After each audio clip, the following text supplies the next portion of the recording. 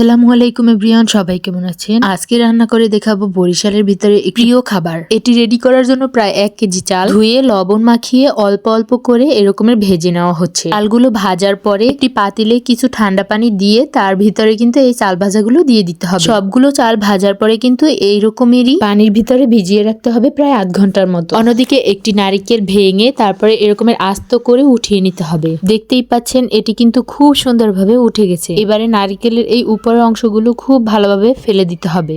তারপরে ছোট ছোট পিস পিস করে কেটে নিতে হবে ঠিক এইভাবেই। এখানে একটি নারিকেল কিন্তু কেটে নেওয়া হয়েছে এরকম, আরেকটি নারিকেল এরকমের করে নেওয়া হয়েছে। দুটোই কিন্তু মিক্স করে দেওয়া হবে। অন্যদিকে 8 ঘন্টা পরে কিন্তু চাল ভাজাগুলো একদম ফুলে উঠেছে। এবারে এই চাল ভাজাগুলো কিন্তু আস্তে আস্তে নাড়িয়ে নাড়িয়ে ধুয়ে ফেলতে হবে। এবারে একটি কড়াইয়ে কিছু পানি দিয়ে তার ভিতরে গুড় দিয়ে দেওয়া হয়েছে। বিস্কিতে কিন্তু গুড় একটু বেশি পরিমাণেই লাগে। যদি গুড় বেশি না থাকে তাহলে আপনারা চিনিও অ্যাড করতে পারেন। এবারে গুড়গুলো গলিয়ে নেওয়া হয়েছে। এর ভিতরে স্বাদ মতো লবণ, পোড়ানো নারিকেল, কুচি কুচি করে রাখা নারিকেল, এগুলো সব দিয়ে দিতে হবে। এগুলো দেওয়ার পরে খুব ভালোভাবে নাড়িয়ে দিতে হবে। আর তারপরে কিন্তু এই যে চাল ভাজাগুলো দিয়ে দিতে হবে। চাল ভাজাগুলো কিন্তু দেওয়ার পরে খুব ভালোভাবে নাড়িয়ে দিতে হবে যাতে করে গুড়, নারিকেল এগুলো চাল ভাজার সাথে ভালোভাবে মিশে যায়। এরপরে পরিমাণ মতো পানি দিয়ে এক টুকরো দারচিনি এবং কিছু তেজপাতা দেওয়ার পরে ঢাকনা দিয়ে ঢেকে দিতে হবে। কিছুক্ষণ পর পর নাড়িয়ে দিতে হবে যাতে নিচে না লেগে যায়। চাল ভাজাগুলো সেদ্ধ হতে একটু সময় লাগে। হয়েছে কিনা সেটি দেখার জন্য আপনারা কিছু উঠিয়ে খেয়ে দেখতে পারেন অথবা হাতের সাহায্যে চাপ দিয়ে দেখতে পারেন। বিস্কি কিন্তু সম্পূর্ণভাবে তৈরি হয়ে গেল। এবারে একটি বাটিতে বেড়ে নেওয়া হচ্ছে পরিবেশন করব বলে। এই বিস্কির